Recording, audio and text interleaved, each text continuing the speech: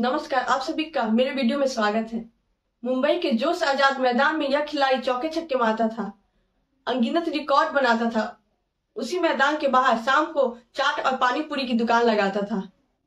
वो तमाम खिलाड़ी जो दिन भर तारीफ करते थे, इसकी बल्लेबाजी की मुरीद होते थे, वो शाम को इसकी दुकान पर गोलगप्पे खाने आया करते थे। आसान नहीं है यशस्वी जायसवाल की कहानी। यूपी के भदोही में एक गरीब या मध्यम वर्गीय परिवार से जन्मे यशस्वी, जिनके पिता आज भी एक पेंट की दुकान चलाते हैं, जो 10 साल की उम्र में क्रिकेट बनाने का सपना देखता है, लेकिन आर्थिक तंगी ऐसी होती है कि लगता नहीं कि सपना पूरा हो पाएगा। अब जैसे तैसे मुंबई आता है, एक रिश्तेदार के यहाँ रहने का बहाना खोजता है, लेकिन रिश्तेदार के यहाँ इतनी जगह नहीं होती कि उसे रहने के लिए जगह मिल जाए। शर्त होती है परिवार से कि तबेले में काम करना पड़ेगा, सुबह उठकर दूध बेचना पड़ेगा और उसके बाद जाकर ही वो मैदान में प्रैक्टिस कर सकता है। यशस्वी इस बात को मान लेते हैं, लेकिन एक रोज तबेले वाला उन्हें वहां से भगा देता है। इसके बाद वो जाते हैं आजाद मैदान के बाहर ही खेलते रहते हैं और एक टेंट में रहते हैं। पिता को फोन करके कहता है चींटियां बहुत है, रात भर काट डालती है। ग्लूकोज बिस्किट में कई दिनों तक दिन निकल जाते हैं, लेकिन सपना होता है कि देश के लिए खेलना है, बड़ा नाम करना है, और यह दिन जो चल रहा है उसे बदल कर। यशस्वी जायसवाल की कहानी सुनकर आप कह सकते हैं कि मंजिलें उनको मिलती है जिनके सपनों में जान होती है। मंजिलें उनको मिलती है जिनके सपनों में जान होती है। पंखों से कुछ नहीं होता साहब, हौसलों में उड़ान होती है। बार बार कहना आसान नहीं होता। यशस्वी अपने पुराने दिनों को याद करते हैं। अब कहते हैं बड़ी मुश्किल दिन थे। जो खिलाड़ी दिन भर आपके मुरीद होते थे, शाम को जब आपको पैसे देते हैं और कहते हैं कि लो 10 रुपए की गोलगप्पे हमने खाए। हम तो इसे आसान नहीं कर। उस टेंट में सोना जहां पर लाइट नहीं थी, पीने खाने की व्यवस्था नहीं थी, यहाँ तक कि शौचालय भी नहीं था। जमीन पर लेटना, एक तकिया रख के कहीं भी चादर बिछा के सोना, साइड से चींटियां आ गई, उसे काट लिया, रात को नींद खुल जाना, ये आसान नहीं था। वहां से आईपीएल में करोड़ों का कॉन्ट्रैक्ट मिलना और अब मुंबई इंडियंस के खिलाफ शतक मारना, जिसकी गूंज बहुत दूर तक जाएगी और जिसको लेकर हर इंसान ताली बजाएगा। ये कहेगा कि अगर यशस्वी जायसवाल कर सकता है तो हम और आप क्यों नहीं।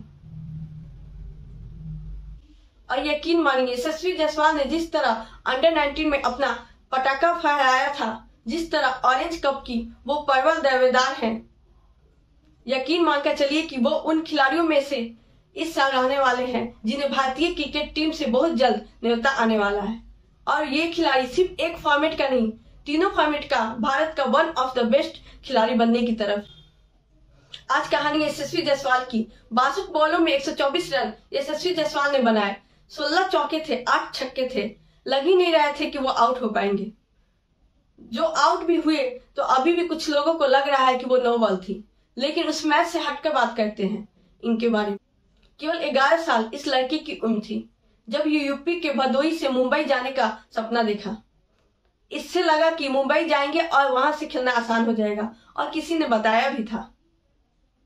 इनके पिता कहते हैं कि मोंटी, जो इनके घर का नाम है, आपको बता देते हैं। मोंटी को लेकर मेरे सारे रिश्तेदारों ने कहा मत भेजिए, लड़का बर्बाद हो जाएगा। 11 साल इसकी उम्र है, अभी पक जाने दीजिए, थोड़ा और बड़ा भी होने जाने दीजिए। हम लोग गरीब थे, खाने पीने के पैसे नहीं थे, लेकिन उसके बाद हमें एहसास हुआ कि अगर सपना पूरा करना है तो कुछ बड़े फैसले लेने होंगे। और ये बड़ा फैसला था कि 11 साल की उम्र में 2013 में अपने बेटे को मुंबई भेज दे। तो रिकॉर्ड की बौछार है, सब बताए, लेकिन वहां से जब ये पहुंचते हैं मुंबई तो एक रिश्तेदार के हराने की बात होती है, लेकिन वो घर इतना छोटा था कि वहां रह पाना मुश्किल था। माँ को फोन करते हैं। इनकी मां ने भी इंटरव्यू में बताया था कि बच्चे ने कभी जिंदगी में खिलौने की जिद नहीं की। यशस्वी हताश और परेशान हो जाते हैं। इसके बाद वो जाते हैं, फिर आजाद मैदान के बाद ग्राउंड मैन जो है उनकी मदद करते हैं और बाहर उनके लिए टेंट लग जाता है। लेकिन टेंट को लेकर कहा जाता है कि उनके सामने शर्त रखी गई थी कि अगर आप अच्छा खेलोगे तभी आपको यहाँ रहने का मौका मिलेगा। लेकिन उसमें ना तो बिजली थी, ना पानी था और ना ही खाना था। जैसे हमने आपको शुरुआत में बताया था, बहुत सारी परेशानियों का सामना करना पड़ा। वो सबका सामना करते हुए ही टेंट में खाना बनाने की जिम्मेदारी भी यशस्वी की थी। तो ये तमाम चीजें हैं जो उन्होंने बीच में ही पैसे कमाने के लिए कई तरह के काम किए थे, जिसमें एक था गेंद को कराना। वो किसी ने शॉट मारा, गेंद गायब हो जाए, बाहर जाओ, खोज कर लाओ, दिन भर करो, पैसा मिल जाएगा। वहां पर कई तरह की नौकरियां भी थी, जिसमें एक नौकरी थी गेंद खोज लाने की, दूध वाले के यहाँ काम करने की, और एक नौकरी थी चाट गोलगप्पे बेचने की। यशस्वी भी अपने इंटरव्यू में बताते हैं कि बहुत ही गलत महसूस होता था कि जिनके साथ आप खेलते हैं वहीं आपको आकर पैसे देते हैं। बहुत बड़ी परेशानियां होती थी, लेकिन कहते हैं ना, किस्मत जो है वो बहादुरों का साथ देती है, और किस्मत ने दिया साथ यशस्वी जायसवाल का।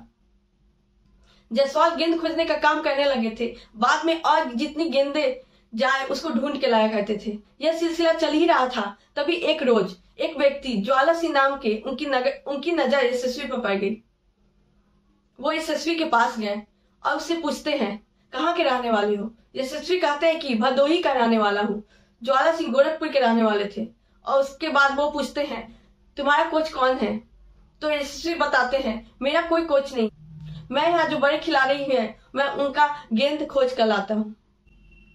ज्वाला सिंह सोचते जब वो आए थे तब किसी तरह की उनको मदद नहीं मिली थी। इसके बाद ज्वाला सिंह ही उनको नए जूते का किट दिलवाया और उसको अपने साथ रहने दिया।